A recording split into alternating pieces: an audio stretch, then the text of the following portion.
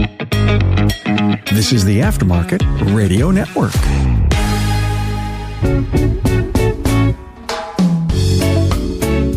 Welcome to another episode of the Auto Repair Marketing Podcast. I'm your host, Brian Walker, and today I'm going to be doing something a little different. This is going to be a solo cast. It's just going to be me talking to you today, and we're not even going to talk about marketing, but we are going to talk about social media.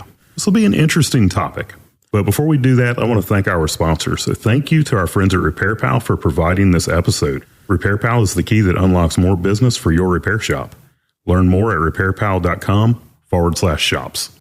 I want to talk a little bit about an experience that I had recently. Probably about a month ago, I just started feeling like I was never satisfied. It didn't matter what it was. There would be something that I would want. I would get that thing, and there was no satisfaction that came with it. And I'm going to give you a few examples. It was about a year and a month ago. Kim and I moved into our brand new house. We spent about 6 months building this house. During the process of building that house, the only thing that we wanted was to get into that house. We could not wait to be living in our house. And when we built the house, I also built myself a shop. I built a 40 by 60 metal building. I've got a lift. I keep my RV in it. I can work on my Jeep in it. I've got all my tools and everything. I got a home gym out here. It's even the podcast studio where I'm recording this right now. And, we've got this beautiful home. I've got my dream shop that I've always wanted. And it got to the point where I couldn't even enjoy it because I constantly have this overwhelming feeling of, I want my concrete driveway. Right now we've still got a gravel and limestone driveway. And it's like, I've got to have the concrete driveway, and I've got to do all this dirt work, and I want to fix up the backyard. I need the swimming pool. I need the pavilion. So when we have our friends over, we have a place to go hang out outside and everything. And just a year ago, all that we wanted was to be in this house. And now we're in this house, and it's a beautiful house, and I should be enjoying every minute of it.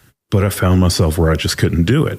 And then with vehicles, I'm a car guy. And I have a 2022 Jeep Gladiator. I've got it lifted. It's on 37s. I go off-roading with it. But, when I bought it, I got the one that was loaded up. There's not another option that you can get on a Gladiator. And, man, I love the thing. I've gotten to the point in life where I really do like nice things. And, I love my heated seats and heated steering wheel in these terribly cold winters that we have here in Louisiana. But I just love it. It's a very nice, comfortable vehicle. But I also want a Duramax Denali. And I have this dream of one day having a Porsche GT3 RS.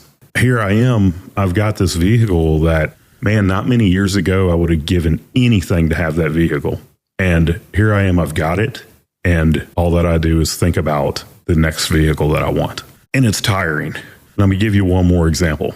Many of y'all know that our son is a cadet at West Point, and he had the summer off, and we took a trip and we went down into Florida, and we're blessed in that to run our business, we literally need a laptop and an internet connection, and we can do it from anywhere in the world. So we decided to take a trip in our motorhome down to Florida, and we spent a month going through Florida. And, we went to Grayton Beach, and we went to Orlando and down into the Keys, and we spent some time in the Keys and rented a boat and went island hopping down on the Keys and everything.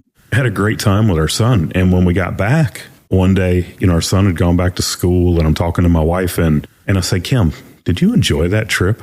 And she was like, it was okay.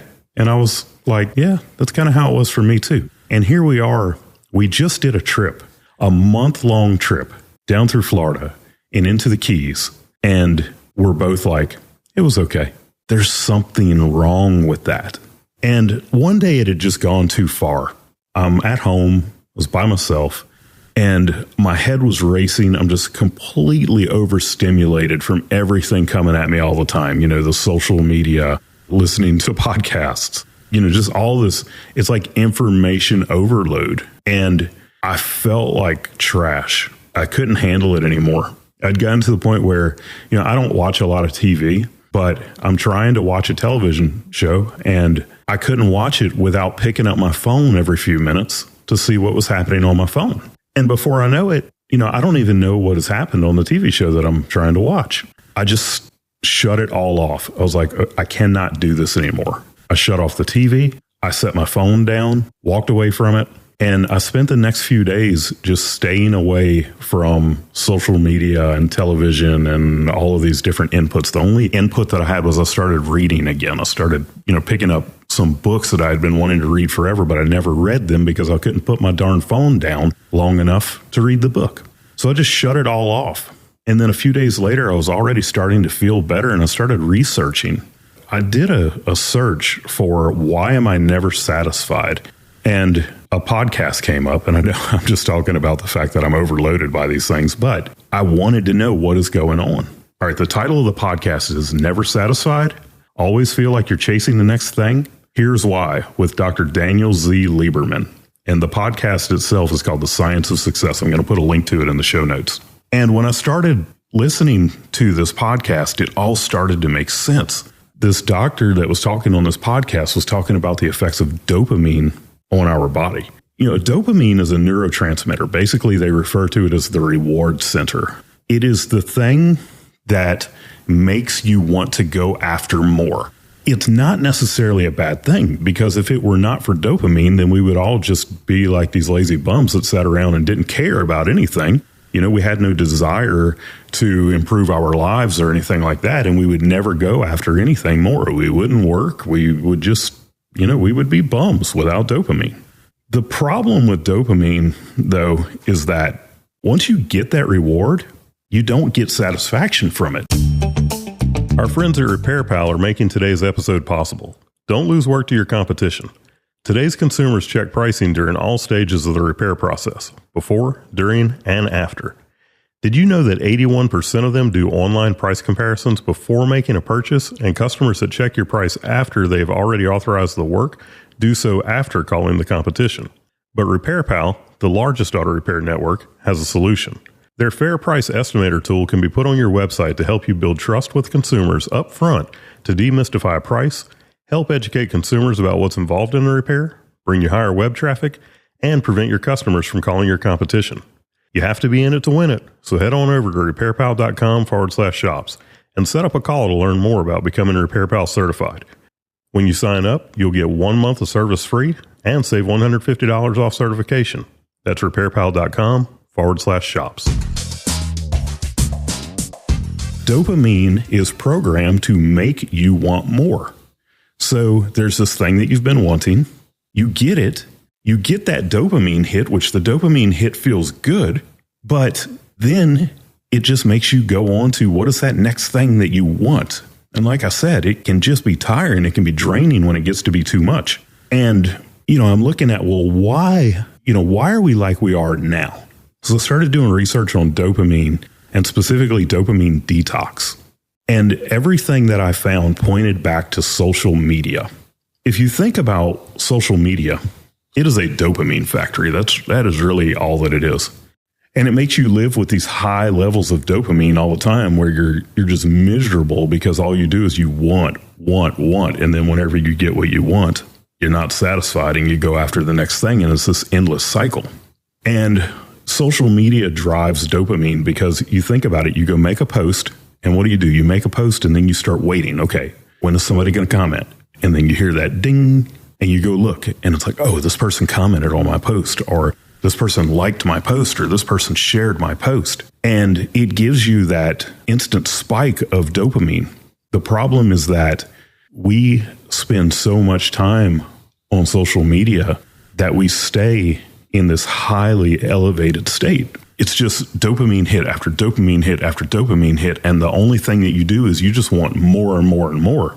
It's got your dopamine levels through the roof. I had already set down the phone basically because of the information overload. But I said, okay, I'm not messing with social media for a while. Our business kind of part of it at least revolves around social media.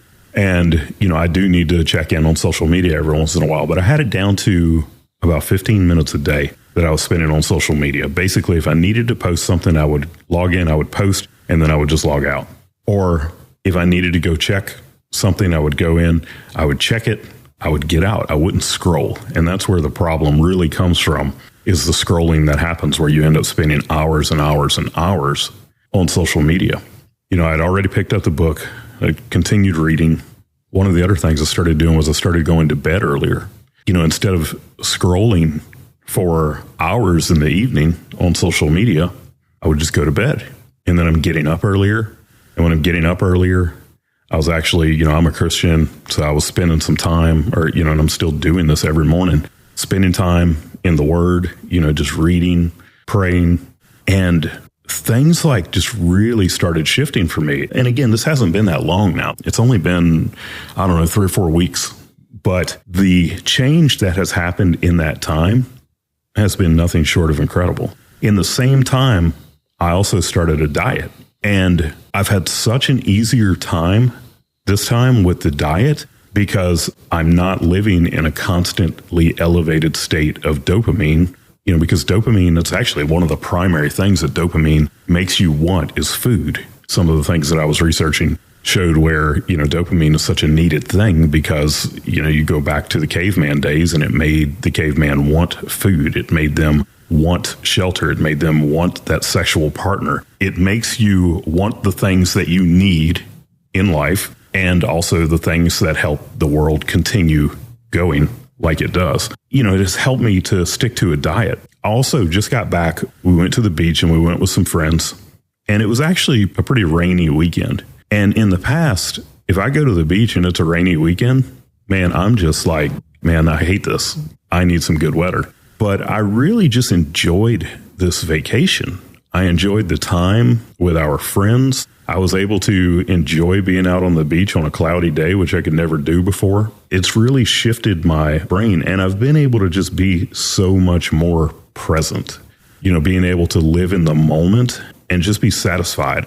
I find myself where I'm not constantly thinking about what is the next thing. And the primary thing that I've done here is basically just to get away from social media and to kind of get away from the electronics also, just in general. So it's not just social media, it's the constant information overload. I have a feeling, because I've talked to some people about this, and a lot of the people that I've talked to have been like, I feel the exact same way that you did. And I have a feeling that a lot of the people that are listening to this right now probably feel that same way, where you are living this life where you just constantly want more and more and more, and you never feel satisfied. What I would encourage you to do would be to do your own research on dopamine. Go to YouTube, look up dopamine detox, go, read about dopamine detoxes. Start by going on a social media fast. Man, get away from it for a while. And it can be a hard thing to do because it is such a habit now. But I promise you, you will get so much pleasure out of staying away from social media for a little while. Even if you're just like, hey, you know what? I'm going to do this for a week, or I'm going to do this for 30 days. Just do a social media fast and put away the phone, man. When you get home in the evenings, shut the phone off, go put it on the charger, and leave that stupid thing alone. And then, the last thing is just be present with family and friends. I am an introvert. Anybody who knows me knows that I recharge by being away from people. But when you start putting these other things away, when you start staying away from the social media and all of these electronic devices and everything, you'll actually really enjoy that time a lot more with your family and your friends. And that's one of the things that I've really experienced here lately. So that would be my encouragement. I hope that you found some value in this. I will tell you that it can absolutely be life-changing. Give it a shot. See how it works for you. But thanks again for listening to the Auto Repair Marketing Podcast on Aftermarket Radio Network. Hey, look, there's a lot of other great shows on this network. Go check them out. You can find them at aftermarketradionetwork.com. You can also, just find them on whatever you listen to podcasts on, like Spotify, Apple Podcasts, Google Podcasts, whatever. They're there. Otherwise, tune in for another episode next week. And until then, go fill those bays. You've been listening to the Auto Repair Marketing Podcast with Kim and Brian Walker. Follow the podcast on your favorite listening app. Find their emails in the show notes and visit them at shopmarketingpros.com. Let Kim and Brian know what you want discussed, because they're all about advancing the aftermarket.